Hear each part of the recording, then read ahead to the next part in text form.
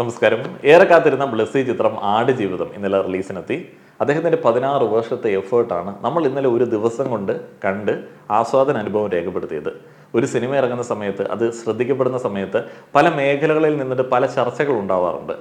ഈ സിനിമയൊക്കെ ഇറങ്ങുന്ന സമയത്ത് ചർച്ചകൾ ഉണ്ടാവുന്നത് നല്ലതാണ്. ഒരു കലയെ വളരെ സീരിയസ് ആയിട്ട് ഒരു സമൂഹം നോക്കിക്കാണുന്നുണ്ട് എന്നതിൻ്റെ ലക്ഷണമാണ്. അതിലൊക്കെ ആക്റ്റീവായിട്ട് എല്ലാ ആൾക്കാരും പാർട്ടിസിപ്പേറ്റ് ചെയ്യാറുണ്ട്. എന്നാൽ പല ചർച്ചകളിലും ഒരു മജോറിറ്റി ഇൻട്രസ്റ്റ് വളരെ നിലവാര തകർച്ചയിലേക്ക് പോകാറുണ്ട്. ആടുജീവിതത്തിലെ ആടിന് പിറകെയാണ് ഒരു കൂട്ടം ആളുകൾ. ഈ നോവൽ ഇറങ്ങിയ സമയത്തും ഇത്തരത്തിലുള്ള വലിയ അഭ്യൂഹങ്ങളും ചർച്ചകളൊക്കെ ഉണ്ടായിരുന്നു. നജീബിൻ്റെ ആത്മകഥ എന്നുള്ള രീതിയിലാണ് ചില ആളുകൾ ആടുജീവിതം എന്ന നോവലിനെ സമീപിക്കുന്നത്. ബെന്യാമിനും നജീബും പല വേദികളിലും പല വേളകളിലും അതിനെക്കുറിച്ചിട്ട് പറഞ്ഞിട്ടുണ്ട്. ഒരു നോവലാകുമ്പോൾ അതും ബെന്യാമിൻ്റെ എഴുത്തിനെ കുറിച്ചിട്ട്, ബെന്യാമിൻ്റെ മറ്റ് കൃതികളൊക്കെ വായിച്ചിട്ടുള്ള ആളുകൾക്കറിയാം ബെന്യാമിൻ്റെ എഴുത്ത് അങ്ങനെയാണ്. ബെന്യാമിൻ ഒരു ഇൻ്റർവ്യൂവിൽ പറഞ്ഞ ഒരു കാര്യമുണ്ട്. ആദ്യകാലങ്ങളിൽ പല ആളുകളും നജീബിനെ കളിയാക്കിയിരുന്നു. പോസ്റ്റക്കാരി രമണിയുടെ കഥാപാത്രത്തെ പറഞ്ഞ്. അത് ശരിക്കും റിയൽ ലൈഫിലുള്ള നജീബുമായിട്ട് ഒരു ബന്ധമില്ലാത്ത ഒരു സന്ദർഭമാണ്. ഞാൻ ആ ഒരു കഥാപാത്രത്തെ പുസ്തകത്തിൽ വർണ്ണിച്ചിരിക്കുന്ന ഭാഗം ചെറുതായി ഒന്ന് വായിക്കാം. അത് കേൾക്കുന്ന സമയത്ത് നിങ്ങൾക്ക് മനസ്സിലാവും ഇതിനകത്ത് എത്രത്തോളം ആത്മകഥ ഉണ്ട് എന്നുള്ളത്. ഞാൻ അവിടെ എത്തിയ ദിവസം ആദ്യമായി പാല് കറക്കാൻ നിയോഗിക്കപ്പെട്ടപ്പോൾ ആദ്യം സമീപിച്ച ആടിനെയാണ് ഞാൻ പിന്നെ പോച്ചക്കാരി രമണി എന്ന് വിളിച്ചു തുടങ്ങിയത്. ഞാൻ ആദ്യമായി മുലയ്ക്ക് പിടിച്ച ആട് എന്നതാണ് അതിൻ്റെ പേര് പ്രസക്തി.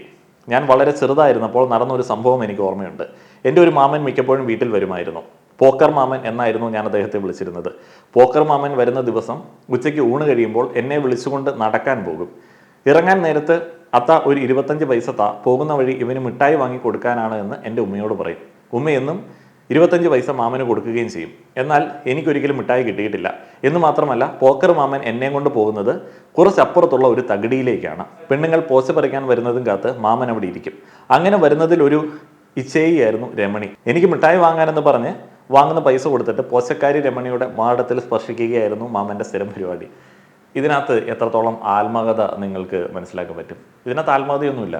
ഇത് എഴുത്തുകാരൻ ഒരു കഥാപാത്രത്തെ ഉണ്ടാക്കുന്ന സമയത്ത് അതിൻ്റെ ബാക്ക്ഗ്രൗണ്ട് ഭയങ്കരമായിട്ട് അങ്ങനെ ബൂസ്റ്റ് ചെയ്ത് വെച്ചിരിക്കുന്നതാണ്. ഇതിനകത്ത് ആത്മകഥ ഇല്ല. അത് ഈ കൃതി വായിക്കാത്ത, അതിനെ ആ ഒരു സീരിയസ്നെസ്സോടെ വായിക്കാത്ത ആളുകൾക്ക് ഇപ്പോഴും മനസ്സിലായിട്ടില്ല എന്ന് എനിക്ക് തോന്നുന്നു. അതേപോലെ ഈ ഒരു പുസ്തകത്തിൽ വിവാദമുള്ള മറ്റൊരു ഭാഗം എന്താണ്? ആടുകളോടൊപ്പം സമരസപ്പെട്ട ആ ജീവിതത്തിൽ സങ്കടങ്ങളും വേദനകളും മാത്രമല്ല, എൻ്റെ ശരീരം തന്നെ അവയോട് പങ്കിട്ട ഒരു അനുഭവം എനിക്കുണ്ട്. ഒരു രാത്രി കിടന്നിട്ട് തീരെ ഉറക്കം വരുന്നതേയില്ല. എവിടുന്നാണെന്നറിയില്ല, ഒരു ഉഷ്ണം എന്നെ വന്ന് പൊതിഞ്ഞു. ശമിപ്പിക്കാനാവാത്ത ഒരു കൊതി, മരിക്കാറ്റ് പോലെ രമ്പി വരുന്ന ആ ഒരു തൃഷ്ണ. കുറേ കാലമായി ഞാൻ ഷണ്ടനായിരുന്നു. ഇനി എന്തെങ്കിലും ഉണരുമെന്ന് ഞാൻ ഒരിക്കലും വിചാരിച്ചിരുന്നതേയില്ല. പക്ഷെ അന്നത് സംഭവിച്ചു. എത്രയോ കാലത്തെ താളം കെട്ടി കിടപ്പാണ് എന്നിലേക്ക് ഇരമ്പി വന്നത്. അപ്പോൾ അതിൻ്റെ അവസാനം ഇങ്ങനെയാണ്: എനിക്കൊപ്പം പോച്ചക്കാരി രമണി ചേർന്ന് കിടപ്പുണ്ടായിരുന്നു. ഞാൻ മസറയ്ക്കുള്ളിലാണ്. അപ്പോൾ ഇതാണ്, ഈ ഒരു ഭാഗമാണ് അത്രയധികം ആളുകൾ വലിയ ചർച്ചയാക്കുന്നത്. ഇതൊരു നോവലാണ്, പക്കാ നോവലാണ്. ഈ ഒരു നോവല് നമ്മൾ ഒറ്റയിരിപ്പിൽ വായിക്കുന്നത് എന്തുകൊണ്ടാണ്? ഇതിനകത്ത് അത്രയധികം ചേരുവകളുണ്ട്. ആ ഒരു ചേരുവകളാണ് പലപ്പോഴും എല്ലായ്പ്പോഴും ഈ ഒരു നോവലിനും അതേപോലെ തന്നെ നജീബിനും വാർത്താ പ്രാധാന്യമൊക്കെ നേടിക്കൊടുത്തിട്ടുള്ളത്. നജീബ് ബെന്യാമിൻ പറയുന്ന അനുഭവങ്ങളിൽ നിന്നിട്ട് മനസ്സിലാവുന്നത്, ഒരു കാലത്ത് ഇത് കമ്മ്യൂണിക്കേറ്റ് ചെയ്യുന്നതിൽ ബുദ്ധിമുട്ട് നേരിട്ട ഒരു വ്യക്തിയാണ്. ഇതെൻ്റെ അനുഭവമല്ല, അല്ലെങ്കിൽ ഞാൻ അങ്ങനെ ചെയ്തിട്ടില്ല. ബെന്യാമിൻ ഒരു ഇൻ്റർവ്യൂവിൽ പറയുന്നത് കേട്ടു, നജീബ് ആദ്യകാലങ്ങളിൽ ഓടി എൻ്റെ അടുത്ത് വരുമായിരുന്നു. ഇതെൻ്റെ അനുഭവമല്ലല്ലോ, നിങ്ങൾ എന്തൊക്കെയാണ് എഴുതി വെച്ചിരിക്കുന്നത്? അപ്പോൾ നോവൽ ഇങ്ങനെയാണ്, ഞാൻ തൻ്റെ അനുഭവമാണ് എടുത്തത് എന്നൊക്കെ നജീബിനെ പറഞ്ഞ് മനസ്സിലാക്കിയിരുന്നു. ഇത് നജീബിൻ്റെ മാത്രം കഥയല്ല. പല കമൻറ്റ് ബോക്സിലും നമുക്ക് കാണാൻ സാധിക്കും, എൻ്റെ അച്ഛൻ ഇങ്ങനെ ഒരു അനുഭവത്തിൽ കൂടെ കടന്നു വന്ന ഒരു വ്യക്തിയാണ്, ഞാനിത് അനുഭവിച്ചിട്ടുണ്ട്, എനിക്കും ഇത്തരത്തിലുള്ള ഒരു തട്ടിപ്പ് പറ്റിയിട്ടുണ്ട്. അത് പല ആളുകളുടെയും കഥയാണ്. നജീബാണ് ബെന്യാമിൻ്റെ അടുത്തേക്ക് എത്തിയത്, അല്ലെങ്കിൽ ബെന്യാമിനാണ് നജീബിൻ്റെ അടുത്ത് എത്തിയത്. ബെന്യാമിൻ ഒരു കാലത്ത് വിദേശത്തായിരുന്നല്ലോ. അപ്പോൾ ആ ഒരു കാലത്ത് പുള്ളി കേട്ട അനുഭവങ്ങളിൽ പെട്ട ഒന്ന് തന്നെയായിരുന്നു ഈ മസറികളിലെ അടിമ ജീവിതം എന്ന് പറയുന്നത്. ഇതിനകത്ത് വ്യത്യസ്തതകളില്ല. ഈ ഒരു ലൈഫ് പിന്തുടരേണ്ടി വരുന്ന ആളുകളുടെ ജീവിതത്തിൽ വ്യത്യസ്തതകളില്ല. ആടുജീവിതം എന്ന് പറയുന്ന ഒരു ടൈറ്റിലിൽ തന്നെ എല്ലാം ഉണ്ട്.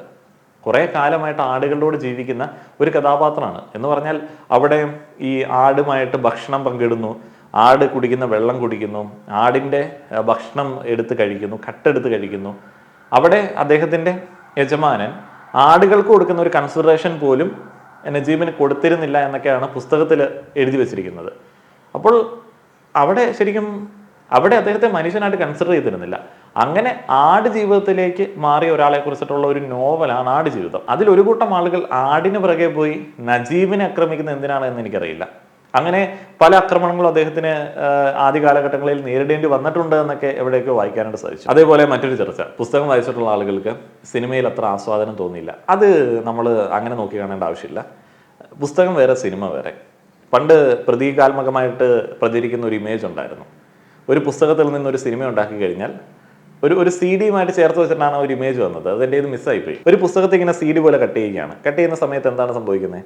അതിൻ്റെ ചുറ്റുപാടും കട്ടായിപ്പോയി, വൃത്തത്തിലേക്കായിപ്പോയി ആ ഒരു പുസ്തകം. നടുക്ക് ഒരു ഹോളും വന്നു, ഉൾക്കാമ്പും പോയി. അതാണ് ഒരു പുസ്തകം സിനിമയാക്കുന്ന സമയത്ത് സാധാരണ സംഭവിക്കാറുള്ളത്. അതുകൊണ്ട് പുസ്തകത്തെ എക്സാക്റ്റ് ഒരു സിനിമയാക്കാനായിട്ട് പല ആൾക്കാർ ശ്രമിക്കാറില്ല. ആ ഒരു പുസ്തകത്തിൽ നിന്നിട്ട് ഒരു പ്ലോട്ട് എടുത്തിട്ട് ഒരു സിനിമ ഉണ്ടാക്കുകയാണ്. ആടുജീവിതം പുസ്തകവും സിനിമയും രണ്ടായിട്ട് കണ്ടാൽ മതി. അങ്ങനെ കണ്ടാലേ നമുക്കത് ആസ്വദിക്കാൻ പറ്റത്തുള്ളൂ. കാരണം ഞാൻ ഇന്നലെ ആ ഒരു പുസ്തകം വെച്ചിട്ട് സിനിമ കണ്ട സമയത്ത് എനിക്കും ആദ്യ ഭാഗങ്ങളിൽ വല്ലാതൊരു അതൃപ്തി തോന്നി, വേണ്ടിയിരുന്നില്ല എന്ന് എനിക്ക് തോന്നി. പിന്നീട് ഞങ്ങളുടെ സിനിമാ ചർച്ചകളിലാണ് വേറൊരു കാര്യം ആലോചിച്ചത്, ആ ഒരു ഭാഗം ഇല്ല എന്നുണ്ടെങ്കിൽ അതൊരു സിനിമയല്ലാതെ ഡോക്യുമെൻ്ററി മൂഡിലേക്ക് പോകാൻ സാധ്യതയുണ്ട്. അപ്പോൾ അതിനൊരു സിനിമയാക്കുന്നത് ആ ചില രംഗങ്ങളൊക്കെയാണ്. ഇനി അടുത്ത ഒരു ചർച്ച എന്താണ്? അറബികൾ എന്ന് പറയുന്ന ഒരു സംഭവമാണ്.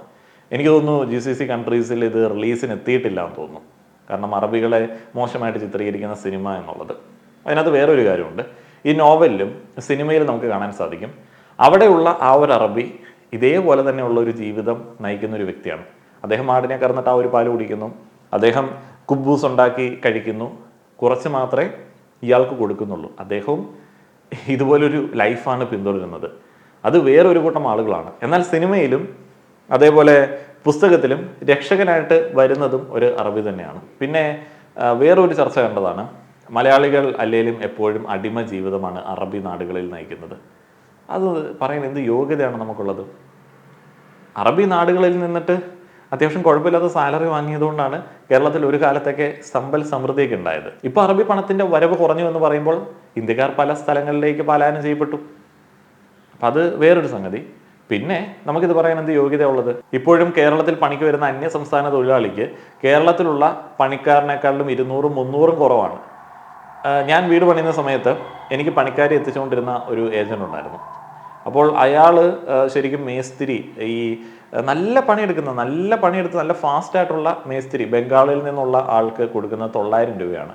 അതേ സമയത്ത് വെറുതെ കട്ടൻ പീടിയും വലിച്ചുകൊണ്ട് കഥ പറഞ്ഞുകൊണ്ട് നിൽക്കുന്ന നമ്മുടെ നാട്ടിലെ മലയാളി മേസ്തിരിക്ക് 1200 അപ്പം മറ്റവൻ 6 മണി വരെ പണിയും, മലയാളി ചേട്ടൻ 9 മണി തൊട്ട് 5 മണി വരെ പണിയത്തുള്ളൂ. 5 കഴിഞ്ഞാൽ പിന്നെ കൂട്ടിത്തേക്കുന്ന പരിപാടിയൊന്നുമില്ല. മറ്റവർ അതനുസരിച്ചിട്ട് പണി. ഇവർ പണിയുന്ന സമയത്ത്, മലയാളികളിൽ ഒരു കൂട്ടം ആളുകൾ പണിയുന്ന സമയത്ത് അവർ 3 മണി തൊട്ട് പ്ലാൻ ചെയ്യും. അപ്പോൾ ഒരു ഇത്തി ബാക്കി വന്നു കഴിഞ്ഞാൽ പണിയാണല്ലോ, കൂടുതൽ സമയം എടുക്കേണ്ടി വരുമല്ലോ. അതൊക്കെയാണ് നമ്മുടെ നാട്ടിലെ ഒരു കൂട്ടം ആൾക്കാരുടെ ഒരു പ്രശ്നം. പക്ഷെ അവർ 6 മണി വരെ പണിത് ഒപ്പിക്കും, എക്സ്ട്രാ എന്തെങ്കിലും കൊടുക്കാന്ന് പറഞ്ഞാൽ അവർ പണിയും.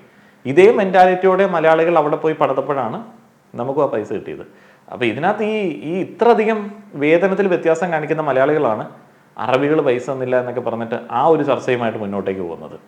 അപ്പോൾ അതിനകത്ത് പ്രത്യേകിച്ച് കഴമ്പുണ്ടെന്ന് എനിക്ക് തോന്നുന്നില്ല. ഇനി മറ്റൊരു ചർച്ച എന്ന് പറയുന്നത്, തിയേറ്ററിൽ നിന്നിട്ട് ചില ആളുകൾ ഇത് മുഴുവനായിട്ട് റെക്കോർഡ് ചെയ്യുന്നു, പ്രധാനപ്പെട്ട ഭാഗങ്ങൾ റെക്കോർഡ് ചെയ്തിട്ട് സ്റ്റാറ്റസ് ഇടുന്നു, ഷെയർ ചെയ്യുന്നു. അതേപോലെ ഇന്നലെ ആലിസ് ക്രിസ്റ്റി എന്ന് പറയുന്ന ഒരു ഇൻഫ്ലുവൻസർ ഫുള്ളായിട്ട് സിനിമ ഷൂട്ട് ചെയ്ത ഒരാൾക്കെതിരെ കേസ് ഫയൽ ചെയ്തിരിക്കുന്നത് കണ്ടു. അത് സ്ഥിരമായിട്ട് ഇപ്പോൾ സിനിമാ തിയേറ്ററിൽ കാണുന്ന ഒരു പരിപാടിയാണ്. ഞാൻ പല സിനിമകളും ഫസ്റ്റ് ഷോ മിസ് ചെയ്യാത്തത് ഒരു കാലത്ത് ഇതുകൊണ്ടാണ്. എന്താണെന്ന് വെച്ച് കഴിഞ്ഞാൽ ഈ മെയിനായിട്ടുള്ള രംഗങ്ങൾ സ്റ്റാറ്റസ് ഇട്ടില്ലെങ്കിൽ ചില ആളുകൾക്ക് ഒരു വിഷമാണ്. ഇപ്പം ആടുജീവിതത്തെക്കുറിച്ചിട്ട് പറയുമ്പോൾ അതിനകത്തെ ഓരോ സീനും എടുത്തതിൻ്റെ എഫേർട്ടിനെ കുറിച്ചിട്ട് പല ആവർത്തി പല ഇൻ്റർവ്യൂകളിൽ നിന്ന് ഞാൻ കേട്ടിട്ടുണ്ട്.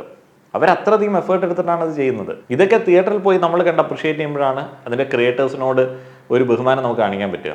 അപ്പോൾ ആ പ്രധാനപ്പെട്ട ഭാഗങ്ങളൊക്കെ എടുത്തിട്ട് എല്ലായിടത്തും സ്റ്റാറ്റസ് ആക്കി ഷെയർ ചെയ്ത് കഴിഞ്ഞാൽ അതെന്തോ ഒരു മോശം പരിപാടിയാണ്.